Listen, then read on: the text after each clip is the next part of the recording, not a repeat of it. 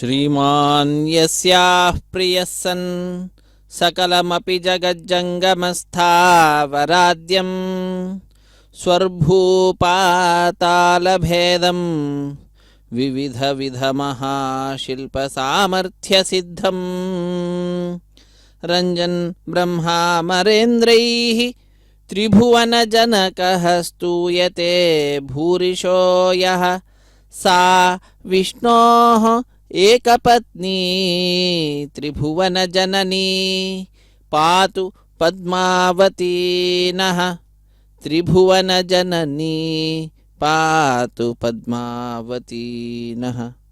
ಮೂರು ಲೋಕಕ್ಕೆ ತಾಯಿಯಾಗಿರ್ತಕ್ಕಂತಹ ಪದ್ಮಾವತಿ ಅಮ್ಮನವರು ನಹ ಪಾತು ನಮ್ಮೆಲ್ಲರನ್ನು ಕೂಡ ಅನುಗ್ರಹಿಸಲಿ, ನಮ್ಮೆಲ್ಲರನ್ನು ಕೂಡ ಪಾಲಿಸಲಿ, ರಕ್ಷಿಸಲಿ ಎಂಬುದಾಗಿ ಪ್ರಾರ್ಥನೆಯನ್ನು ಈಗ ನಾವು ತಾಯಿಯ ಪಾದಪದ್ಮಗಳಲ್ಲಿ ಸಮರ್ಪಿಸುತ್ತಾ ಗಜವಾಹನವನ್ನು ಅಧಿರೋಹಿಸಿ ನಮ್ಮೆಲ್ಲರಿಗೆ ತನ್ನ ದಿವ್ಯವಾದ ದರ್ಶನ ಭಾಗ್ಯವನ್ನು ಕಲ್ಪಿಸ್ತಾ ಇರತಕ್ಕಂತಹ ತಾಯಿಗೆ ಕೃತಜ್ಞತೆಯನ್ನು ಸಮರ್ಪಿಸೋಣ. ಸ್ವಾಮಿಯ ನಾಮಸ್ಮರಣೆಯನ್ನು ಮಾಡುತ್ತಾ ಪದ್ಮಾವತಿ ಹೃದಯವಲ್ಲಭ ಗೋವಿಂದ ಗೋವಿಂದ. ಪದ್ಮ ಅಂದರೆ ಕಮಲ. ಕಮಲ ಅನ್ನತಕ್ಕಂತಹದ್ದು ತಾಯಿಗೆ ಬಹಳ ಇಷ್ಟವಾಗಿರತಕ್ಕಂತಹದ್ದು. ಅದಕ್ಕಾಗಿ ಅವಳನ್ನು ಪದ್ಮಹಸ್ತೆ, ಪದ್ಮಾವತಿ, ಪದ್ಮಾಲಯೇ, ಪದ್ಮದಳಾಯತಾಕ್ಷಿ ಎಂಬುದಾಗಿ ಎಲ್ಲದರಲ್ಲಿಯೂ ಕೂಡ ಪದ್ಮ ಪದ್ಮ ಪದ್ಮ ಅನ್ನತಕ್ಕಂತಹದ್ದನ್ನು ನಾವು ಸೇರಿಸಿಯೇ ನೋಡ್ತೇವೆ. ಅಂತಹ ಆ ತಾಯಿ ತನಗೆ ಬಹಳ ಇಷ್ಟವಾಗಿರತಕ್ಕಂತಹ ವಾಹನ ಅಂದರೆ ಗಜವಾಹನ. ಆ ಗಜವನ್ನು ಅಧಿರೋಹಿಸಿದಂಥವಳಾಗಿ ಗಜಲಕ್ಷ್ಮಿಯಾಗಿ ನಮ್ಮೆಲ್ಲರಿಗೆ ವಿಧ ವಿಧವಾಗಿರ್ತಕ್ಕಂತಹ ಅನೇಕ ವಿಧವಾದ ತನ್ನ ಕೃಪಾಪೂರ್ಣವಾದಂತಹ ದೃಷ್ಟಿಯ ಅಮೃತ ಗರೆಯನ್ನು ನಮ್ಮೆಲ್ಲರ ಮೇಲೆ ಸುರಿಸ್ತಾ ಇರುವಂತಹದ್ದು. ನಾವೆಲ್ಲರೂ ಕೂಡ ಧನ್ಯ ಜೀವಿಗಳು. ಆ ಸ್ವಾಮಿಯ ಅತ್ಯಂತ ಪ್ರೀತಿಗೆ ಪಾತ್ರಳಾಗಿರ್ತಕ್ಕಂತಹ ಪದ್ಮಾವತಿ ಅಮ್ಮನವರು ತಮ್ಮ ಈ ದಿವ್ಯವಾಗಿರ್ತಕ್ಕಂತಹ ಉತ್ಸವದಲ್ಲಿ ಅತ್ಯಂತ ಸರ್ವಶ್ರೇಷ್ಠವಾಗಿರ್ತಕ್ಕಂತಹ 7 ವಾಹನವನ್ನು ಅಧಿರೋಹಿಸಿ ಇಂದಿನ ರಥಸಪ್ತಮಿಯ ದಿನದಂದು ಭಕ್ತರನ್ನು ಅನುಗ್ರಹಿಸಬೇಕು ಎಂಬುದಾಗಿ ತಾಯಿ ಏನು ಸಂಕಲ್ಪವನ್ನು ಮಾಡಿದ್ದಾಳೆ, ಆ ಸಂಕಲ್ಪದಲ್ಲಿ ಭಕ್ತರಾಗಿ ನಾವೆಲ್ಲರೂ ಪಾಲ್ಗೊಳ್ತಾ ಇದ್ದೇವೆ ಅಂದರೆ ತಾಯಿಯ ಪರಮಾನುಗ್ರಹ ನಮ್ಮೆಲ್ಲರ ಮೇಲಾಗಿದೆ ಎಂಬುದಾಗಿ ನಾವು ಇದರಿಂದ ತಿಳಿದುಕೊಳ್ಳಬಹುದು. ವಿದ್ಯುತ್ ಕೋಟಿ ಪ್ರಕಾಶಾಂ ವಿವಿಧ ಮಣಿಗಣೋನ್ನಿದ್ರ ಸುಸ್ನಿಗ್ಧ ಶೋಭಾ ಸಂಪತ್ ಸಂಪೂರ್ಣಹಾರಾದ್ಯಭಿನವ ವಿಭವಾಲಂಕೃಯೋಲ್ಲಾಸಿತ ಕಂಠಾಂ ವಿಭವೋಲ್ಲಾಸಿ ಕಂಠಾಂ ಆದ್ಯಾಂ ವಿದ್ಯೋತಮಾನಸ್ಮಿತ ರುಚಿ ರಚಿತಾನಲ್ಪಚಂದ್ರ ಪ್ರಕಾಶಾಂ ಪದ್ಮಾಂ ಪದ್ಮಾಯತಾಕ್ಷೀಂ ಪದನಲಿನ ನಮತ್ಪದ್ಮಸದ್ಮಾಂ ನಮಾಮಿ ಪದ್ಮಾಂ ನಮಾಮಿ. ಪದ್ಮೆಯನ್ನು ಪದ್ಮಾಯತಾಕ್ಷೀಂ, ಪದ್ಮದಂತೆ ಆಯತ ಅಗಲವಾದಂತಹ ಕಣ್ಗಳುಳ್ಳಂತಹ, ಪದ್ಮನಲಿನ ಮತ್ತು ಪದ್ಮ ಸದ್ಮಾಂ, ಪದ್ಮವನ್ನೇ ಮನೆಯನ್ನಾಗಿ ಮಾಡಿಕೊಂಡಿರ್ತಕ್ಕಂತಹ ಆ ತಾಯಿಯನ್ನು ನಾವೆಲ್ಲರೂ ಕೂಡ ನಮಿಸೋಣ. ಈ ಗಜವಾಹನವನ್ನು ಅಧಿರೋಹಿಸಿ ನಮ್ಮೆಲ್ಲರ ಸಮೀಪಕ್ಕೆ ಬರ್ತಾ ಇದ್ದಾಳೆ. ಅಂತಹ ತಾಯಿಯ ಪಾದಪದ್ಮಗಳನ್ನು ಆಶ್ರಯಿಸ್ತಾ ಇದ್ದೇವೆ. ಶಶ್ವತಸ್ಯಾಹ ಶ್ರಯೇಹಂ ಚರಣ ಸರಸಿಜಂ ಶಾರ್ಂಗಪಾಣೇ ಪುರಂಧ್ರ್ಯಾಹ. ಶಾರ್ಂಗಪಾಣಿಯಾದಂತಹ ಭಗವಂತನ ಶ್ರೀನಿವಾಸನ ಪುರಂಧ್ರಿಯಾಗಿದ್ದಾಳೆ, ಪಟ್ಟದರಸಿಯಾಗಿದ್ದಾಳೆ ತಾಯಿ ಪದ್ಮಾವತಿ. ಅಂತಹ ಆ ತಾಯಿಯನ್ನೇ ನಾನು ಶಶ್ವತ್ ಶ್ರಯೇ ಸರ್ವದಾ ಆಶ್ರಯಿಸುತ್ತೇನೆ. ಆ ತಾಯಿಯ ಪಾದಪದ್ಮಗಳನ್ನೇ ಚರಣ ಸರಸಿಜಂ ಅಹಂ ಶ್ರಯೇ. ಸ್ತೋಕಂ ಯಸ್ಯಾಹ ಪ್ರಸಾದಃ ಪ್ರಸರತಿ ಮನುಜೆ ಕ್ರೂರ ದಾರಿದ್ರ್ಯ ದಗ್ಧೆ. ಆ ತಾಯಿಯ ಸ್ವಲ್ಪ ಅನುಗ್ರಹ ಅಂತ ಆಯ್ತಂತೆ ಅಂದರೆ ಸಾಕು, ಮನುಷ್ಯನಲ್ಲಿರ್ತಕ್ಕಂತಹ ಅತ್ಯಂತ ಕಠೋರವಾದಂತಹ ದಾರಿದ್ರ್ಯ ಇದ್ದರೂ ಕೂಡ ಅದೆಲ್ಲವೂ ಕೂಡ ದೂರವಾಗುವಂತಹದ್ದಾಗ್ತದೆ. ಅಂತಹ ಆ ತಾಯಿ ನಮ್ಮೆಲ್ಲರನ್ನು ಅನುಗ್ರಹಿಸಲಿಕ್ಕಾಗಿಯೇ ಇದೋ ಗಜವಾಹನವನ್ನು ಅಧಿರೋಹಿಸಿ ಗಜಲಕ್ಷ್ಮಿಯಾಗಿ ನಮ್ಮೆಲ್ಲರ ಅಭೀಷ್ಟಗಳನ್ನು ಪೂರೈಸುತ್ತಾ ನಮ್ಮೆಲ್ಲರ ಸಮೀಪಕ್ಕೆ ಬರ್ತಾ ಇದ್ದಾಳೆ. ಅಂತಹ ಆ ತಾಯಿಯನ್ನು ನಾವೆಲ್ಲರೂ ಕೂಡ ಪ್ರಾರ್ಥಿಸ್ತಾ ಇದ್ದೇವೆ. ಸಂಸಾರದ ಕ್ಲೇಶವನ್ನು ದೂರ ಮಾಡ್ತಕ್ಕಂಥವಳು, ಸಂಸಾರ ಕ್ಲೇಶ ಹಂತ್ರೀಂ ಸ್ಮಿತ ರುಚಿರ ಮುಖೀಂ. ಆ ಮುಖದಲ್ಲಿ ಮುಗುಳ್ನಗೆ ಅನ್ನುವಂಥದ್ದಿದೆ. ಇದು ಗಜರಾಜ ಸಾಕ್ಷಾತ್ತಾಗಿಯೂ ಕೂಡ ತನ್ನ ಸೇವೆಯನ್ನು ಸಲ್ಲಿಸ್ತಾ ಇರತಕ್ಕಂತಹದ್ದು, ಮತ್ತೊಂದು ವಾಹನ ರೂಪದಲ್ಲಿಯೂ ಕೂಡ ಸೇವೆಯನ್ನು ಸಲ್ಲಿಸ್ತಾ ಇರತಕ್ಕಂತಹದ್ದು. ಅಂತಹ ಮುಗುಳ್ನಗೆಯಿಂದ ಕೂಡಿದಂತಹ ರುಚಿರವಾದಂತಹ ಮುಖವುಳ್ಳಂಥವಳು ತಾಯಿ ಪದ್ಮಾವತಿ. ಸಾರ ಶೃಂಗಾರ ಶೋಭಾಂ ಸರ್ವೈಶ್ವರ್ಯ ಪ್ರದಾತ್ರೀಂ. ಎಲ್ಲರಿಗೂ ಕೂಡ ಐಶ್ವರ್ಯವನ್ನು ನೀಡ್ತಕ್ಕಂಥವಳು, ಸಂಪತ್ತನ್ನು ನೀಡ್ತಕ್ಕಂಥವಳು. ಸರಸಿಜ ನಯನಾಂ ಕಮಲದಂತೆ ಕಣ್ಗಳುಳ್ಳಂಥವಳು. ಸಂಸ್ತುತಾಂ ಸಾಧುವೃಂದೈಹಿ ಸಜ್ಜನರ ಸಮೂಹದಿಂದ ಸರ್ವದಾ ಸ್ತುತ್ಯಳಾಗಿದ್ದಾಳೆ. ಸಂಸಿದ್ಧ ಸ್ನಿಗ್ಧ ಭಾವಾಂ ಸುರಹಿತ ಚರಿತಾಂ ಸಿಂಧುರಾಜಾತ್ಮಭೂತಾಂ. ಸಮುದ್ರರಾಜನ ಮಗಳಾಗಿದ್ದಾಳೆ. ಸುರರಿಗೆ ಸರ್ವದಾ ಹಿತವನ್ನು ಉಂಟು ಮಾಡತಕ್ಕಂಥವಳು, ಅಂತಹ ಸರ್ವದಾ ಚಾರಿತ್ರ್ಯ ಉಳ್ಳಂಥವಳು. ಅಂತಹ ತಾಯಿಯನ್ನ ಸೇವೆ ಸಂಭಾವನೀಯಾನ್ ಉಪಮಿತ ಮಹಿಮಾಂ ಅನುಪಮಿತ ಮಹಿತಾಂ. ಅವಳ ತಾಯಿಯ ಮಹಿಮೆ ಯಾರಿಂದಲೂ ಕೂಡ ಉಪಮ ಮಾಡಲಿಕ್ಕೂ ಆಗುವುದಿಲ್ಲ. ಸಚ್ಚಿದಾನಂದ ರೂಪಾಂ.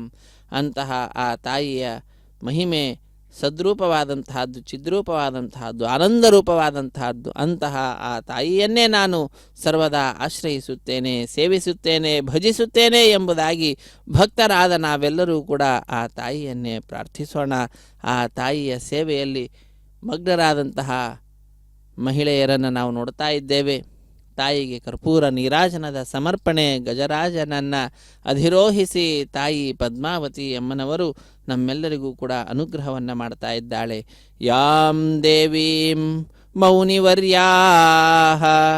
ಆ ತಾಯಿಯನ್ನು ಮೌನಿವರ್ಯರು, ಮುನಿಗಳು, ಶ್ರೇಷ್ಠರು ಏನಿದ್ದಾರೆ ಅವರೆಲ್ಲರೂ ಕೂಡ ಸರ್ವದಾ ಆಶ್ರಯಿಸ್ತಾ ಇದ್ದಾರೆ. ಆ ತಾಯಿಯ ಪಾದಪದ್ಮಗಳನ್ನು ಆಶ್ರಯಿಸಿ ವಿಶೇಷವಾದಂತಹ ಜ್ಞಾನವನ್ನು ಪಡೆದುಕೊಳ್ತಾ ಇದ್ದಾರೆ. ಅದಕ್ಕೆ ದಾಸರು ಕೂಡ ತಿಳಿಸ್ತಾ ಇದ್ದಾರೆ. ಹೊಸ ಕಣ್ಣು ಎನಗೆ ಹಚ್ಚಲಿ ಬೇಕು ಜಗದಂಬ ವಸುದೇವ ಸುತನ ಕಾಂಬುದಕ್ಕೆ. ಆ ಭಗವಂತನನ್ನು ತಿಳಿದುಕೊಳ್ಳಬೇಕು ಅಂತಾದರೆ ನನಗೆ ಇರುವಂತಹ ಈ ಕಣ್ಣಿನ ಏನಿದೆ, ಚರ್ಮದ ಕಣ್ಣೇನಿದೆ, ಇಂತಹ ಕಣ್ಣಿನಿಂದ ಸಾಧ್ಯವಿಲ್ಲ. ನನಗೆ ಜ್ಞಾನರೂಪವಾದಂತಹ ಕಣ್ಣು, ಹೊಸದಾದ ಕಣ್ಣನ್ನು ನನಗೆ ಹಚ್ಚಿ ನನ್ನನ್ನು ಅನುಗ್ರಹಿಸಬೇಕು ಎಂಬುದಾಗಿ ತಾಯಿಯಲ್ಲಿ ಪ್ರಾರ್ಥನೆಯನ್ನು ಸಲ್ಲಿಸುವಂತಹದ್ದು. ಅಂತಹ ಆ ತಾಯಿ ವಿಶೇಷವಾದಂತಹ ಮಹಿಮೆ ಉಳ್ಳಂಥವಳು. ನಿತ್ಯ ಮುಕ್ತಳೆ ನಿರ್ವಿಕಾರಳೆ ನಿತ್ಯ ಸುಖ ಸಂಪೂರ್ಣೆ ನಿತ್ಯ ಜಗದಾಧಾರೆ ಮುಕ್ತ ಗಣವಿನುತೆ ಚಿತ್ತೈಸು ಭಿನ್ನಪವಶ್ರೀ ಪುರುಷೋತ್ತಮನ ವಕ್ಷೋ ನಿವಾಸಿನಿ ಭೃತ್ಯವತ್ಸಲೆ ಕಾಯೆ ತ್ರಿಜಗನ್ಮಾತೆ ವಿಖ್ಯಾತೆ. ಮೂರು ಲೋಕಕ್ಕೆ ತಾಯಿಯಾಗಿರ್ತಕ್ಕಂತಹ ಹೇ ತಾಯಿ, ವಿಖ್ಯಾತಳೆ, ಭೃತ್ಯವತ್ಸಲೆ, ನನ್ನನ್ನು ಅನುಗ್ರಹಿಸು. ನಿತ್ಯ ಮುಕ್ತಳಾಗಿರ್ತಕ್ಕಂಥವಳು ನೀನು. ಯಾವುದೇ ವಿಧವಾದಂತಹ ವಿಕಾರಗಳಿಲ್ಲ ನಿನ್ನಲ್ಲಿ. ನೀನು ನಿತ್ಯವೂ ಕೂಡ ಸುಖದಿಂದ ಸಂಪೂರ್ಣಳಾಗಿರ್ತೀಯ. ನಿತ್ಯಾನಿತ್ಯ ರೂಪವಾದಂತಹ ಈ ಪ್ರಪಂಚ ಏನಿದೆ, ಈ ಪ್ರಪಂಚಕ್ಕೆ ಆಧಾರಭೂತಳಾದಂಥವಳು ನೀನು. ನಿನ್ನನ್ನು ಮುಕ್ತರು ಅಮುಕ್ತರು ಅವರ ಸಮೂಹವೇ ನಿನ್ನನ್ನು ಯಾವಾಗಲೂ ಕೂಡ ಸ್ತುತಿಸ್ತಾ ಇರ್ತಿದೆ. ಅಂತಹ ಹೇ ತಾಯಿ, ಚಿತ್ತೈಸು, ನನ್ನಲ್ಲಿ ಸ್ವಲ್ಪ ಮನಸ್ಸನ್ನು ಇರಿಸಿ ನನ್ನ ಭಿನ್ನಪವನ್ನು ಕೇಳು. ಆ ಪುರುಷೋತ್ತಮನ ವಕ್ಷೋ ನಿವಾಸಿನಿಯಾಗಿರ್ತಕ್ಕಂತಹ ಹೇ ಪದ್ಮಾವತಿ ಭೃತ್ಯವತ್ಸಲೆ, ನೀನು ನನ್ನನ್ನು ಕಾಯಿ, ನನ್ನನ್ನು ಅನುಗ್ರಹಿಸು. ಭಗವಂತನ ತತ್ವಜ್ಞಾನವನ್ನು ನೀಡಿ ನನ್ನನ್ನು ಉದ್ಧರಿಸು. ಹೊಸ ಕಣ್ಣು ಎನಗೆ ಹಚ್ಚಲಿ ಬೇಕು ಜಗದಂಬ ವಸುದೇವ ಸುತನ ಕಾಂಬುದಕ್ಕೆ, ಭಗವಂತನನ್ನು ತಿಳಿದುಕೊಳ್ಳಲಿಕ್ಕೆ ಎಂಬುದಾಗಿ ತಾಯಿಯಲ್ಲಿ ನಾವೆಲ್ಲರೂ ಕೂಡ ಪ್ರಾರ್ಥನೆಯನ್ನು ಸಲ್ಲಿಸೋಣ. ನೀನೇ ಪರಮಪಾವನಿ ನಿರಂಜನಿ ಆದಿನಾರಾಯಣಿ ಸಾಧು ಜನ ವಂದಿನಿ ಸದಾನಂದ ರೂಪಿಣಿ ಸದ್ಗತಿ ಸುಖದಾಯಿನಿ ಎಂಬುದಾಗಿ ಆ ತಾಯಿಯನ್ನು ಪ್ರಾರ್ಥಿಸುತ್ತಾ ಅರ್ಚಕ ವರೇಣ್ಯರು ಕರ್ಪೂರ ನೀರಾಜನವನ್ನು ಸಮರ್ಪಣೆ ಮಾಡ್ತಾ ಇದ್ದಾರೆ. ಆ ತಾಯಿಯ ಎಲ್ಲ ದೃಷ್ಟಿಯ ದೋಷವನ್ನು ದೂರ ಮಾಡತಕ್ಕಂತಹದ್ದು, ತಾಯಿಯಲ್ಲಿ ಕ್ರೋಢೀಕರಿಸಿರ್ತಕ್ಕಂತಹ ಶಕ್ತಿಯನ್ನು ಈ ನೀರಾಜನದ ಮುಖಾಂತರ ಸೆಳೆದು ಭಕ್ತರ ಸಮೀಪಕ್ಕೆ ಕಳುಹಿಸ್ತಕ್ಕಂತಹ ಕಾರ್ಯ, ಅದ್ಭುತವಾದಂತಹ ಕಾರ್ಯ ನೀರಾಜನದ ಸಮರ್ಪಣೆ. ಅದನ್ನು ಭಕ್ತರಾದ ನಾವೆಲ್ಲರೂ ಕೂಡ ನಮ್ಮ ಮನೆಯಲ್ಲಿ ಕುಳಿತುಕೊಂಡು ಸ್ವೀಕಾರ ಮಾಡಿದರೂ ಕೂಡ ಅದರ ಶಕ್ತಿಯನ್ನು ನಾವು ಪಡೆಯತಕ್ಕಂಥವರಾಗ್ತೇವೆ. ಆದ್ದರಿಂದ ಆ ತಾಯಿಯನ್ನು ನಾವೆಲ್ಲರೂ ಕೂಡ ಪ್ರಾರ್ಥಿಸ್ತಕ್ಕಂತಹದ್ದು. ಹೇ ತಾಯಿ, ಆ ಭಗವಂತನ ದಿವ್ಯವಾದಂತಹ ತತ್ವಜ್ಞಾನವನ್ನು ನೀಡು. ಲೌಕಿಕವಾದಂತಹ ವಿಷಯದಲ್ಲಿ ವೈರಾಗ್ಯವನ್ನು ಕೊಡು. ನಮ್ಮನ್ನು ಉದ್ಧರಿಸು, ಭಕ್ತಿಯನ್ನು ಕೊಡು ಸ್ವಾಮಿಯ ಪಾದಪದ್ಮಗಳಲ್ಲಿ ಎಂಬುದಾಗಿ ಜ್ಞಾನ ಭಕ್ತಿ ವೈರಾಗ್ಯವನ್ನು ಪ್ರಾರ್ಥಿಸುತ್ತಾ ಇದೋ ನಾವೆಲ್ಲರೂ ಕೂಡ ಇಂದಿನ ದಿನ ಆ ತಾಯಿ ನಮ್ಮೆಲ್ಲರನ್ನು ಅನುಗ್ರಹಿಸಲಿಕ್ಕಾಗಿ 7 ವಾಹನವನ್ನು ಅಧಿರೋಹಿಸಿ ನಮ್ಮ 7 ಜನ್ಮದ ಪಾಪಗಳೇನಿದೆ ಅದೆಲ್ಲವನ್ನು ಕೂಡ ದೂರ ಮಾಡ್ತಾ ಇದ್ದಾಳೆ. ಅಷ್ಟೇ ಅಲ್ಲ, ಸಪ್ತಗಿರೀಶನ ಅತ್ಯಂತ ಪ್ರೀತಿಗೆ ಪಾತ್ರಳಾಗಿರ್ತಕ್ಕಂಥವಳು ಆ ತಾಯಿ. ಅಂತಹ ತಾಯಿಯ ಸೇವೆಯಲ್ಲಿ ನಿರತರಾದಂತಹ ಭಕ್ತ ಮಹಾಶಯರನ್ನು ನಾವೆಲ್ಲರೂ ಕೂಡ ವೀಕ್ಷಿಸ್ತಾ ಇದ್ದೇವೆ. ಇದೊಂದು ಅದ್ಭುತವಾದಂತಹ ಸನ್ನಿವೇಶ. ಇಂತಹ ಕಾರ್ಯಕ್ರಮದಲ್ಲಿ ನಾವು ಮಾತ್ರ ಪಾಲ್ಗೊಳ್ಳುವುದಲ್ಲ, ನಮ್ಮ ಬಂಧುಗಳನ್ನು, ಬಾಂಧವರನ್ನು, ಮಿತ್ರರನ್ನು ಎಲ್ಲರನ್ನ ಭಾಗಿಗಳನ್ನಾಗಿ ಮಾಡಿ ನಮ್ಮ ವಿಶೇಷವಾದಂತಹ ಸಾಧನೆ, ನಮ್ಮ ಕರ್ತವ್ಯ, ಅದನ್ನು ನಾವು ನಿಭಾಯಿಸಬೇಕು. ನಿಭಾಯಿಸಿ ಕೃತಕೃತ್ಯರಾಗೋಣ.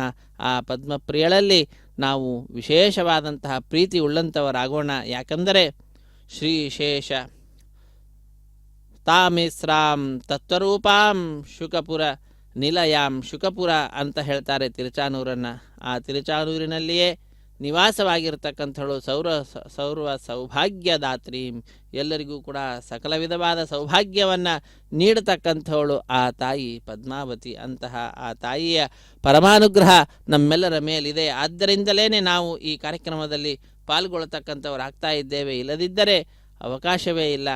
ಇಂತಹ ಅದ್ಭುತವಾದಂತಹ ತಾಯಿಯ ಕರುಣೆ ಸರ್ವದಾ ನಮ್ಮೆಲ್ಲರ ಮೇಲಿರಲಿ. ಸರ್ವಜ್ಞಳು, ಸರ್ವವರದಳು, ಸರ್ವದುಷ್ಟರನ್ನು ಭಯವನ್ನು ಉಂಟು ಮಾಡಿ ಅವರನ್ನು ದೂರ ಕಳಿಸ್ತಕ್ಕಂಥವಳು, ಎಲ್ಲರ ದುಃಖಗಳನ್ನು ದೂರ ಮಾಡತಕ್ಕಂಥವಳು ತಾಯಿ ಪದ್ಮಾವತಿ. ಅಂತಹ ಆ ತಾಯಿ ಸಿದ್ಧಿಯನ್ನು, ಬುದ್ಧಿಯನ್ನು ನೀಡತಕ್ಕಂಥವಳಾಗಿದ್ದಾಳೆ. ಎಲ್ಲರಿಗೂ ಕೂಡ ದೇದೀಪ್ಯಮಾನವಾದಂತಹ ವಿಶೇಷವಾಗಿರ್ತಕ್ಕಂತಹ ತೇಜಸ್ಸನ್ನು ನೀಡತಕ್ಕಂಥವಳಾಗಿ ದೇವಿಯಾಗಿದ್ದಾಳೆ. ಭುಕ್ತಿಯನ್ನು, ಮುಕ್ತಿಯನ್ನು ಕೂಡ ಕೊಡತಕ್ಕಂಥವಳು ಮಂತ್ರಸ್ವರೂಪಿಣಿಯಾಗಿದ್ದಾಳೆ. ಸರ್ವದಾ ಆ ತಾಯಿ ನಮ್ಮೆಲ್ಲರನ್ನ ಅನುಗ್ರಹಿಸ್ತಾ ಇದ್ದಾಳೆ. ಅಂತಹ ಆ ತಾಯಿ ಆದ್ಯಂತರಹಿತಳು. ಎಲ್ಲರಿಗೂ ಕೂಡ ವಿಶೇಷವಾಗಿರ್ತಕ್ಕಂತಹ ಒಳಗಿನ ಒಂದು ಸಾಮರ್ಥ್ಯವನ್ನು, ಸಿದ್ಧಿಯನ್ನು ಉಂಟು ಮಾಡತಕ್ಕಂತಹ ಆದಿಶಕ್ತಿಯಾಗಿದ್ದಾಳೆ. ಅಂತಹ ಆ ತಾಯಿ ಯೋಗ ಸಂಭೂತಳು, ಯೋಗಜಳು. ಅಂತಹ ಆ ಪದ್ಮಾವತಿ ನಮ್ಮೆಲ್ಲರ ಪರಮಾನುಗ್ರಹವನ್ನು ಮಾಡಿ ರಕ್ಷಿಸಲಿ. ನಮ್ಮೆಲ್ಲರ ಮನಸ್ಸಿಗೆ ಆ ಭಗವಂತನ ತತ್ವಜ್ಞಾನ ಬರುವಂತೆ ಮಾಡಿ ನಮ್ಮನ್ನು ಅನುಗ್ರಹಿಸಲಿ. ಶ್ವೇತಾಂಬರಧರೆ ದೇವಿ ನಾನಾಲಂಕಾರಭೂಷಿತೆ ಜಗತ್ಸ್ಥಿತೆ ಜಗನ್ಮಾತಃ ಮಹಾಲಕ್ಷ್ಮಿ ನಮೋಸ್ತುತೆ ಎಂಬುದಾಗಿ ಆ ತಾಯಿಯನ್ನು ನಾವೆಲ್ಲರೂ ಕೂಡ ನಮಿಸ್ತಾ ಇದ್ದೇವೆ. ಆ ಪದ್ಮಾವತಿ ಅಮ್ಮನವರು ನಮ್ಮೆಲ್ಲರ ವಿಶೇಷವಾಗಿರ್ತಕ್ಕಂತಹ ಸಾಧನೆಗೆ ಕಾರಣೀಭೂತರಾದಂಥವರಾಗಿದ್ದಾರೆ. ಸಾಧನ ಶರೀರವಿದು ನೀ ದಯದಿ ಕೊಟ್ಟದ್ದು ಸಾಧಾರಣವಲ್ಲ ಸಾಧುಪ್ರಿಯನೇ ಎಂಬುದಾಗಿ ಭಗವಂತನನ್ನು ನಾವು ಪ್ರಾರ್ಥಿಸ್ತೇವೆ. ಆ ಪ್ರಾರ್ಥನೆಯಲ್ಲಿ ಅಡಗಿರುವಂತಹ ರಹಸ್ಯ ಏನು ಅಂದರೆ, ಇದು ಅಸಾಧಾರಣವಾದಂತಹ ಶರೀರ, ಮಾನವ ಜನ್ಮ ಬಂದಾಗ ಅದರಲ್ಲಿಯೂ ಕೂಡ ನಾಲಿಗೆ ಅನ್ನುವಂಥದ್ದು ನಮ್ಮ ಬಾಯಲ್ಲಿದ್ದಾಗ ನಾರಾಯಣನ ನಾಮಸ್ಮರಣೆ ಬಹಳ ಮುಖ್ಯವಾದಂತಹದ್ದು. ಅದನ್ನು ಮಾಡುತ್ತಾ ದುರ್ಲಭಂ ಮಾನುಷಂ ಜನ್ಮ ತದಪ್ಯಧ್ರುವಮರ್ಥದಂ, ಇದು ಅಸ್ಥಿರವಾದಂತಹದ್ದು, ಆದರೆ ಮೋಕ್ಷವನ್ನು ನೀಡತಕ್ಕಂತಹದ್ದು. ಮೋಕ್ಷಕ್ಕೆ ವಿಶೇಷವಾದಂತಹ ಸಾಧನೆಯನ್ನು ಮಾಡುವುದು ಈ ಶರೀರದಲ್ಲಿಯೇ, ಮಾನವ ಶರೀರದಲ್ಲಿಯೇ. ಅದಕ್ಕಾಗಿಯೇ 84 ಲಕ್ಷ ಜೀವರಾಶಿಯನ್ನು ದಾಟಿ ಬಂದ ಈ ಶರೀರ ಎಂಬುದಾಗಿ ದಾಸರು ತಿಳಿಸ್ತಾ ಇದ್ದಾರೆ. ಅಂತಹ ಅತ್ಯಂತ ಶ್ರೇಷ್ಠವಾಗಿರ್ತಕ್ಕಂತಹ ಮಾನವ ಜನ್ಮವನ್ನು ನೀಡಿ ಅದರಲ್ಲಿಯೂ ಕೂಡ ನಿನ್ನ ಉತ್ಸವದಲ್ಲಿ ಪಾಲ್ಗೊಳ್ಳುವಂತೆ ಮಾಡಿ ನನ್ನನ್ನು ಅನುಗ್ರಹಿಸ್ತಾ ಇದ್ದೀಯಾ ಹೇ ತಾಯಿ. ಇಂತಹ ಕರುಣೆ ಸರ್ವದಾ ನಮ್ಮೆಲ್ಲರ ಮೇಲೆ ನಿನ್ನದಿರಲಿ ಎಂಬುದಾಗಿ ಆ ತಾಯಿಯನ್ನು ನಾವೆಲ್ಲರೂ ಕೂಡ ಪ್ರಾರ್ಥಿಸೋಣ. ಸೌಭಾಗ್ಯವಾಗಿರ್ತಕ್ಕಂತಹ ಒಂದು ಅದ್ಭುತವಾದಂತಹ ಸನ್ನಿವೇಶ. ಆ ತಾಯಿ ನಮ್ಮೆಲ್ಲರನ್ನು ಅನುಗ್ರಹಿಸಲಿಕ್ಕಾಗಿಯೇ ಇಂದಿನ ದಿನ ಈ ಗಜವಾಹನವನ್ನು ಅಧಿರೋಹಿಸಿ ನಮ್ಮೆಲ್ಲರಿಗೂ ಕೂಡ ಅನುಗ್ರಹವನ್ನು ಉಂಟು ಮಾಡ್ತಾ ಇದ್ದಾಳೆ. ಸತ್ಯಲಕ್ಷ್ಮಿಯಾಗಿದ್ದಾಳೆ, ದಯಾಲಕ್ಷ್ಮಿ, ಸೌಖ್ಯಲಕ್ಷ್ಮಿ ಆ ತಾಯಿಯೇ. ಅಂತಹ ಆ ತಾಯಿ ಶಾಂತಿಲಕ್ಷ್ಮಿ, ದಾಂತಲಕ್ಷ್ಮಿ, ಶಾಂತಲಕ್ಷ್ಮಿ ಎಂಬುದಾಗಿಯೂ ಕೂಡ ವಿಧ ವಿಧವಾಗಿರ್ತಕ್ಕಂತಹ ಗುಣಗಳು ಲೋಕದಲ್ಲಿ ಏನೇನು ಪ್ರಸಿದ್ಧಿಯನ್ನು ಪಡೆದಿದ್ದಾವೋ ಆ ಎಲ್ಲ ರೂಪಗಳಲ್ಲಿಯೂ ಕೂಡ ಆ ತಾಯಿ ಇರುವಂಥವಳಾಗಿದ್ದಾಳೆ. ಅದಕ್ಕಾಗಿಯೇ ಆ ತಾಯಿಯನ್ನು ವರ್ಣಿಸುವ ಸಂದರ್ಭದಲ್ಲಿ ದಾಸರು ಹೇಳ್ತಾರೆ, ಏನು ಧನ್ಯಳೋ ಲಕುಮಿ, ಎಂಥ ಮಾನ್ಯಳೋ, ಸಾನುರಾಗದಿಂದ ತಾನೇ ಹರಿಯ ಸೇವೆ ಮಾಡುತ್ತಿಹಳು. ಛತ್ರ ಚಾಮರ ವ್ಯಜನ ಪರ್ಯಂಕ ಪಾತ್ರ ರೂಪದಲ್ಲಿದ್ದು ಚಿತ್ತಚರಿತನಾದ ಹರಿಯ ನಿತ್ಯ ಸೇವೆ ಮಾಡುತ್ತಿಹಳು ಎಂಬುದಾಗಿ. ಚಿತ್ತಚರಿತನಾದಂಥವನು ಆ ಸ್ವಾಮಿ, ಆ ಭಗವಂತನನ್ನು ನಿತ್ಯ ಸೇವಿಸ್ತಾ ಇದ್ದಾಳಂತೆ ತಾಯಿ ಪದ್ಮಾವತಿ. ಹೇಗದು? ಅವನು ಅನಂತ ರೂಪವನ್ನು ಪಡೆದಂಥವನಾಗಿದ್ದಾನೆ. ಅನಂತ ರೂಪಿಯಾದ ಭಗವಂತನನ್ನು ಸೇವಿಸಬೇಕು ಅಂತಾದರೆ ತಾಯಿಯೂ ಕೂಡ ಅನಂತ ರೂಪವನ್ನು ಪಡೆದುಕೊಂಡಿದ್ದಾಳಂತೆ. ಯಾಕೆ ಅಂದರೆ ಆ ಅನಂತ ರೂಪಿಯಾದ ಭಗವಂತನನ್ನು, ಅನಂತನನ್ನು ಸೇವಿಸಲಿಕ್ಕೂ ಕೂಡ ಅನಂತ ರೂಪಗಳು ಬೇಕು. ಅನಂತ ರೂಪಗಳು ಅಂದರೆ ನಮಗೆ ಕಾಣಿಸ್ತಾ ಇರತಕ್ಕಂತಹ ಎಲ್ಲ ವಸ್ತುಗಳಲ್ಲಿಯೂ ಕೂಡ ಭಗವಂತ ಇದ್ದಾನೆ. ಆ ಎಲ್ಲ ವಸ್ತುಗಳು ಕೂಡ ಆ ತಾಯಿಯ ಸ್ವರೂಪವೇ. ನಮಗೆ ಕಾಣಿಸ್ತಾ ಇರತಕ್ಕಂತಹ ಈ ವಾಹನವಾಗಬಹುದು, ಅಲ್ಲಿ ಹಿಡಿದಿರತಕ್ಕಂತಹ ಛತ್ರವಾಗಿರಬಹುದು, ಅಲ್ಲಿ ಇರತಕ್ಕಂತಹ ದೀಪವಾಗಬಹುದು, ನೀರಾಜನವಾಗಬಹುದು, ಎಲ್ಲವೂ ಕೂಡ ಏನು ಸಾಧನೆ ಅನ್ನುವಂತಹದ್ದೇನಿದೆ ಅದೆಲ್ಲವೂ ಕೂಡ ಆ ತಾಯಿಯೇ ಆ ರೂಪದಲ್ಲಿ ಇದ್ದುಕೊಂಡು ನಮ್ಮೆಲ್ಲರನ್ನು ಅನುಗ್ರಹಿಸ್ತಾ ಇರತಕ್ಕಂತಹದ್ದು. ಇಂತಹ ಸಂದರ್ಭದಲ್ಲಿ ನಾವು ಆ ತಾಯಿಯ ಪರಮಾನುಗ್ರಹವನ್ನು ಪ್ರಾರ್ಥಿಸುತ್ತಾ, ಹೇ ಲಕ್ಷ್ಮೀ, ನಿನ್ನ ಈ ವಿಧ ವಿಧವಾಗಿರ್ತಕ್ಕಂತಹ ಮಹಿಮೆಯನ್ನು ಯಾರಿಂದಲೂ ಕೂಡ ತಿಳಿಯಲಿಕ್ಕೆ ಸಾಧ್ಯವಿಲ್ಲ. ಆದ್ದರಿಂದ ನಿನ್ನ ಈ ಉತ್ಸವದಲ್ಲಿ ನಮ್ಮನ್ನು ಪಾಲ್ಗೊಳ್ಳುವಂತೆ ಮಾಡಿ ನಮ್ಮನ್ನು ಅನುಗ್ರಹಿಸ್ತಾ ಇದ್ದೀಯಾ. ಇಂತಹ ಕೃಪೆ ಸರ್ವದಾ ನಮ್ಮೆಲ್ಲರ ಮೇಲಿರಲಿ. ಸುಕೃತಂ ತಿಲಮಾತ್ರ ತುಲ್ಯಮೀಶ ಕ್ರಿಯತೆ ನೈವ ಮಯೈಕ ವತ್ಸರೇಪಿ ಅಪಿತು ಕ್ರಿಯತೆ ಸದಾಗಪೂಗ ಪ್ರತಿಯಾಮಂ ಸಕಲೇಂದ್ರಿಯೈರ್ ಮುಕುಂದ ಎಂಬುದಾಗಿ ಆ ತಾಯಿಯನ್ನು ಪ್ರಾರ್ಥಿಸುತ್ತಾ, ನಮಃ ಪದ್ಮಾವತಿ ಪದ್ಮಾವತಿ ಹೃದಯವಲ್ಲಭ ಗೋವಿಂದ ಗೋವಿಂದ.